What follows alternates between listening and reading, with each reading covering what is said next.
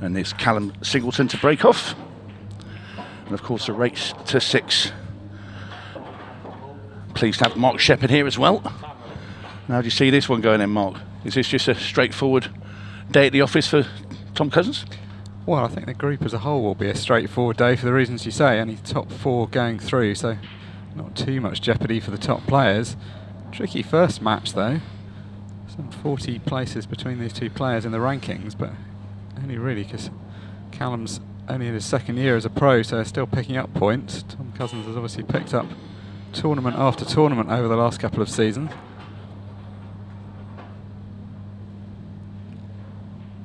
Looks pretty relaxed as ever. I don't think anyone ever loves the first match of a tournament. It always takes a little time to warm up, but one where it's not a straight knockout, it's much easier to relax into it. Well, I spent a bit of time with Tom last night actually when he got here, and I was fully expecting him to walk in, take a table, have a practice, and he got himself a beer and sat down with me for a while, and then we went off and had something to eat. I said, "You're not practicing?" "No, I'm okay." I think he was looking at using some of these group matches as his practice, but there's an uncustomary miss from the number 1. Just to illustrate your point there, where practice might have been a good thing. I mean, that's the thing though, isn't it? The fact that you've got these guaranteed 5 group matches, so you've got to get through, but you can warm yourself up into the tournament. The rankings do matter in the groups. Moving to a last 64 straight knockout draw, the groups get mixed up at that point, but what is consistent is that the top player in each group plays the 4th ranked player in a different group, so it's an advantage to win your group.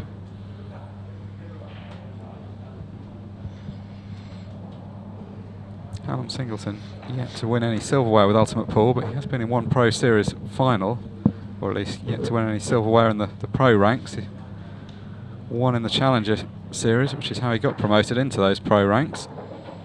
Uh-oh. Not where he wanted to put the cue ball there. No, it's been a slightly edgy start by both players. Those are the shots that can sometimes catch you out when you've not played out on this match table. Just lost the cue ball.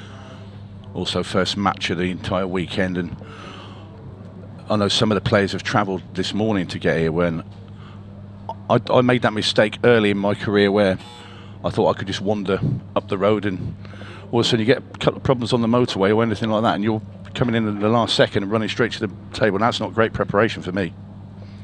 No, again, I mean, I think helped by the fact it's this group format where it's less punishing, but yeah, I couldn't agree more. It's even if you think you're prepared, somehow rushing in at the last minute just knocks you out of sync.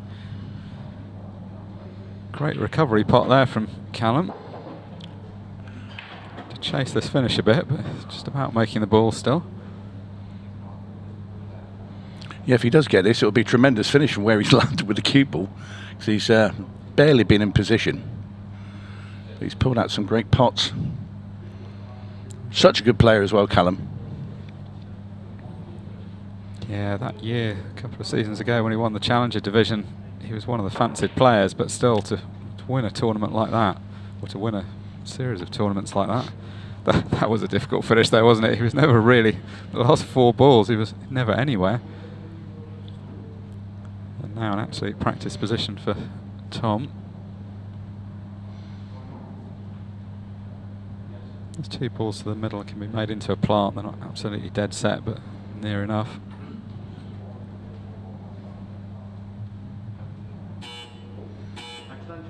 Playing with a shot clock here, not with a match clock for these group matches. We will be seeing the match clock in operation when we get to the knockout phase.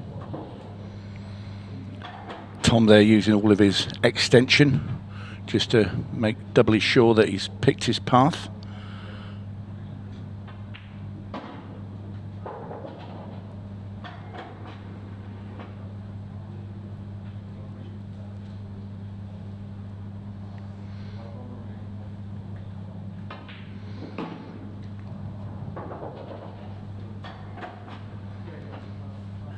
May well be the most difficult match that either player has in this group. These will be 2 of the favourites in this group to go through.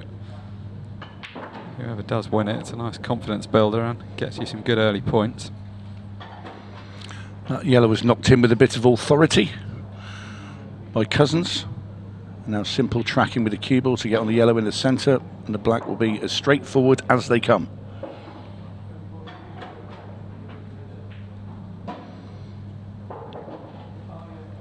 You can't give this man 2 bites of the cherry. No, you really can't. We say this time and time again, you just don't get many unforced errors from him. Yeah, I look at these groups, and I was chatting to Jack Whelan and Josh Kane earlier as well, and you know, about the format and how they see the weekend going. And I sort of suggested it's more like they're jockeying for position in their groups, you know, because you know, if you want to win your group, you're going to get a slightly better draw in the last 64, you know, but you don't want to presume that you're just going to qualify. You know, there are little stones to be navigated through the waters. Well, I think there is always the risk of complacency, isn't there? When you know the top 4 are going through, if you're players like Tom and Callum, you're obviously going to be expecting to get into that top 4.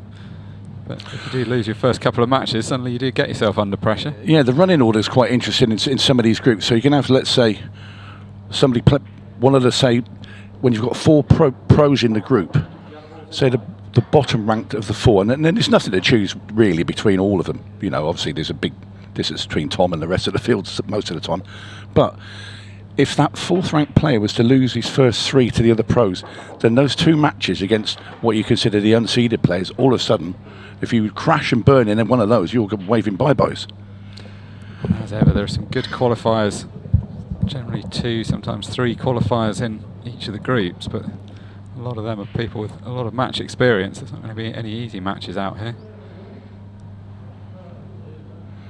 Well, I was talking about, obviously, Group 3, and we will go into that later.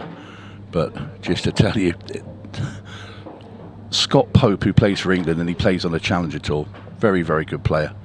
He's landed in the group of death. I mean, you look at the players in there, Declan Brennan for one. I think Ian Alley's in there. There's all sorts. You just look at it and you think, how on earth is Scott going to get through? You know, and he's well capable. But it's just every game, if you're Scott, you're looking at it and think, no, not another one. It's just an incredible, because because there's 5 top pros in there as well, but one of those is going out in the group stage, and you try and pick one of those, it's impossible to call. Yeah, it's going to be a fun group to watch, that one. Not great for the players, but we enjoy those groups where there's that bit of jeopardy. We're not sure who's going to go through. Well, we just chatted about that group as Tom mops up frame number 2. And he'll be looking at getting over the line here against Callum, winning another couple, and then going and putting his feet up for the rest of the day. The draw is pre-drawn, so they know where finishing in the group will get them in terms of they'll be playing a player from another group. Once you're going to a few players looking at the draw saying, you know, Tom's finished top, I don't want to finish 4th in my group. Well, that's it. And the other thing is frame difference is going to come into it somewhere along the line. Yeah, we're going to get our calculators out at some point tomorrow. At the moment it's pretty easy. Everyone's just playing the early round matches, just want to start getting some early wins on the board. Well, a great break there from Callum Singleton. Got a couple of balls. It's a bit of a free hit, this match, in that he knows it's one, if not the only match he'll play in this group where he's not starting as a favourite, but still, he's not going to be happy with the way he's started. But what I was saying earlier about frame difference, you don't want to get a big trouncing to start with. You know, I know it's against Tom Cousins, but you know, if you are going to get beaten, you can get like 3 or 4 frames on the board as well.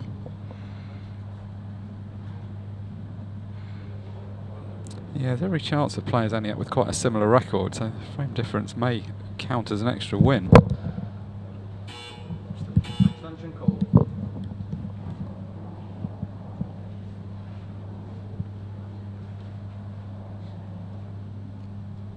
So it's a good format, of course, as well for the lower ranked players who, if it was a straight knockout, may have been facing the likelihood of losing in the first round or second round quite regularly.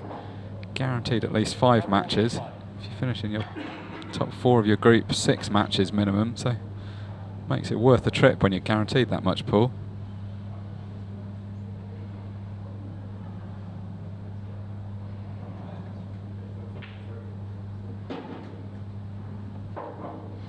I'm sure you can ever accuse Tom of looking edgy, but certainly looking very relaxed now as we go into this 3rd frame.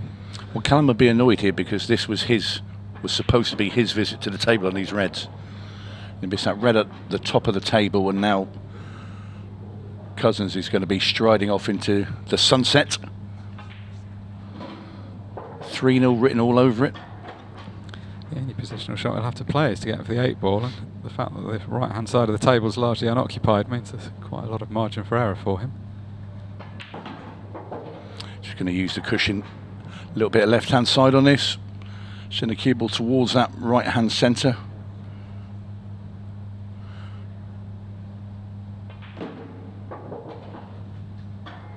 That's a good illustration of how to navigate that position. A lot of players would have tried to leave themselves straight on the red or with an angle that came off the top cushion, but much harder to judge. The way Tom played it, you give yourself so much room for error off the left cushion. But it was the navigation of the cue ball. He was never not going to be on the black and have a shot at it. Whereas if you try and go the other way, you could snooker yourself trying to get too close to it. And that's the way he approaches every time he goes to the table. You know, it's just it's a great way to play. Well, it's a great way to play, and it's helped because he's such a good potter. It's meant that even from his early years, he was just able to leave shots at distance, never fancied missing them. I actually think his positional play is much improved, and it seemed like his game would be hard to improve given what he'd won. But in the last year to 18 months, I think he's gone from landing it on, as you're saying, a sort of big radius there to landing it pretty much on a sixpence. He may not be playing for that level of precision, but just seems to be so accurate. Be so calm. His whole demeanour and his approach is so calm. You know, it's unflustered. And the other advantage of not playing overly precise position is you don't upset yourself. Some players you see look so frustrated when they slip just slightly out of position. He just never looks troubled. Good shot, bad shot, just carries straight on with it.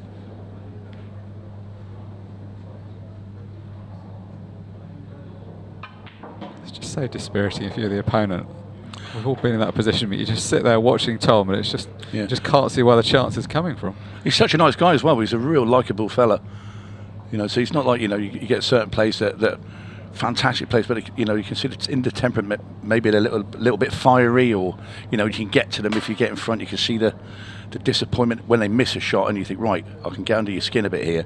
You can't with him because he doesn't get like that. No, he's just a genuinely laid-back, genuine guy, isn't he? He's not somebody that stands on ceremony. He's won so much, but he'll happily talk to anyone. Just a friendly guy, goes about his business.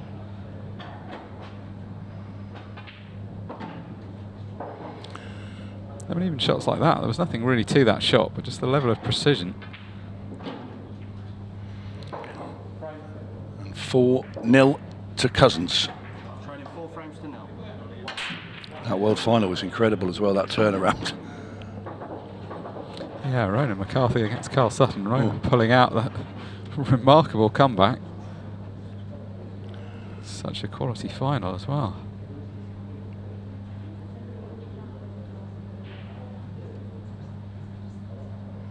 Yeah, anybody who's not seen that world final, you can access it, have a look at it, because it's an incredible. When you say it's a game with two halves or any of this, I mean, it's like two different matches. The first part of that game, you think, well, it's all over. Carl's going to absolutely walk away with it, and then the comeback from McCarthy was stunning. I mean, what a story it's been from Ronan. 2 world titles in 3 years. When you look at his career as a body of work, those 2 world titles are unbelievably well justified, but you wouldn't have had him as the form player and really in either of the 2 that he's won, 22 or 24, right up until the end. Not bad for a 75-year-old. He's not quite there yet. No, it's an incredible story for Ronan, just how many years he's played and still produces that quality and that standard of play. Just fascinating. He was here last night. I came in and nowhere near a pool table. We sat watching the golf. I said, "You're not having a practice?" "No, I can't be bothered with that." He said, "I want to watch this." And just the most laid-back man you'll ever find in the world of pool. Ronan. Funny, isn't it? The number of times we talk in commentary about how important the practice is, but the 2 players who've won all the titles, Ronan and Tom, were just here enjoying themselves last night. Yeah, and if you ever see him and Declan Brennan together, that's a right double act, those 2, aren't they? Uh-oh.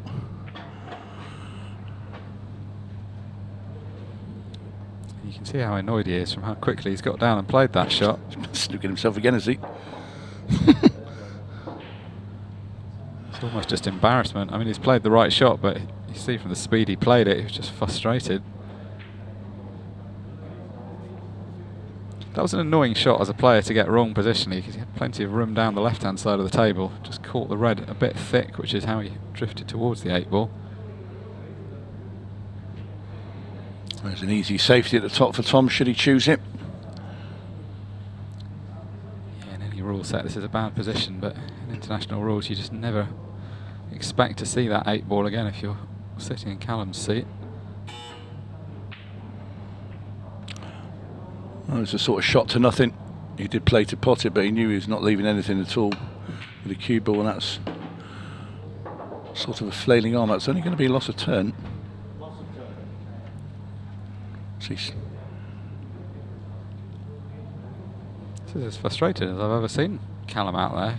Yeah, well, he's had a couple of chances. This 4-0 it's not all one-way traffic. Callum's had 2 good chances, so you know, in Callum's mind, he'll be thinking this should be 2-all, and he should be right in the match. And even though he's possibly not expecting to win this match, he's obviously not expected to win it now, but even at the beginning, he's just not going to be happy with the way he started the tournament. So he didn't have the right angle there, Tom, to get up for those 2 yellows, so he's going to play safe. Now, has he left a bit stuck out? I think he has. Tricky, those shots. It's very delicate when you've got to get in behind a ball, you've got to hit a cushion still. Well, you can't see any, so he's going to have to come off one cushion. He's going in near the middle. Ooh.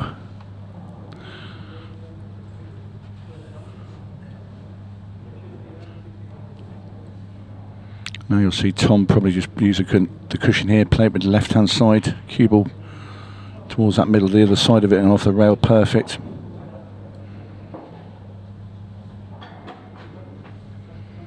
And 4 looks like becoming 5. It's just exactly what you want, isn't it? First match of the tournament.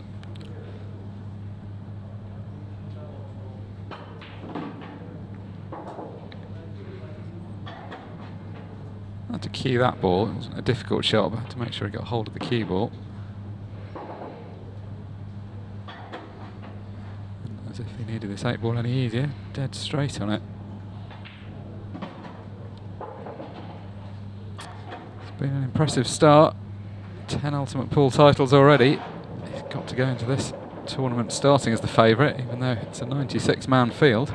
Spectacular last man standing, where he didn't play a single match until the final, then turned up at the death to win the title.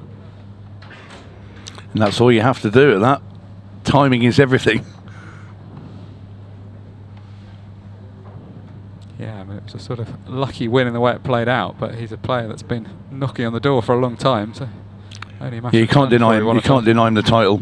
He's a very, very good player, Josh, and he has been knocking on the door, as rightly as you say.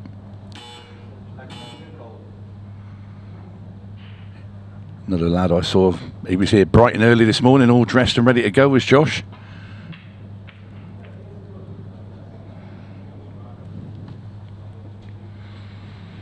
Like I say, look forward to seeing him play later. I think for players in the kind of ranking spot that Josh is, sort of not right at the top, but in that next group down of people who are very capable of winning a tournament, this is quite a good format. Plenty of time to ease into it, unlike the Pro Series where you could go out first round. We're going to see the pride of Ireland next as well with Stevie Dempsey. Yeah, as good a season as Tom had last season. Stevie Dempsey running very close and could still have secured that #1 spot going into the final event of last season.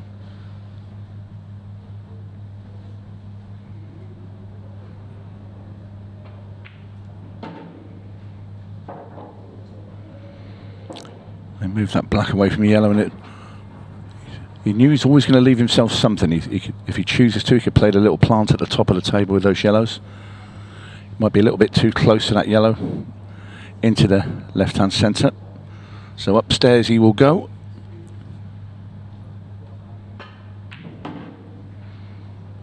He didn't want that.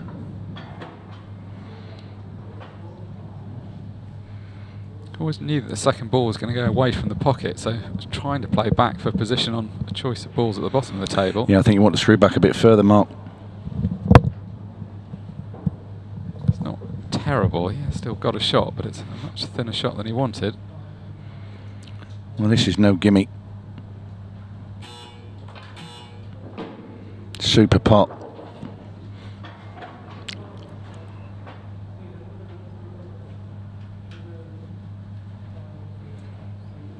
For a moment, like he was going to have a great nudge on that yellow and leave it straight to the left centre. He's come a little bit further, so now I'm going to have to work the cue ball a bit more.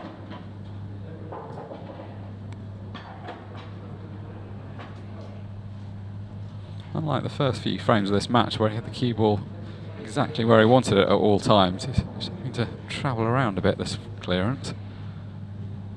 I think Callum would just be glad to get this out of the way and then he can start the tournament. That's what he'll be thinking now. Just, oh. Yeah, he's just got to look at it that this was always going to be his most difficult match.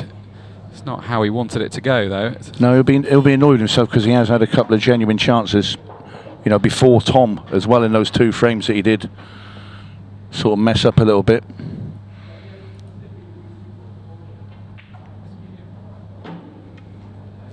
And this black for 6-0. And in it goes. And Callum's victorious, as usual, Mark. Yeah, I mean, it was just did what he needed to, didn't he? He took that one chance in the first frame, but after that it seemed to be pretty much plain sailing.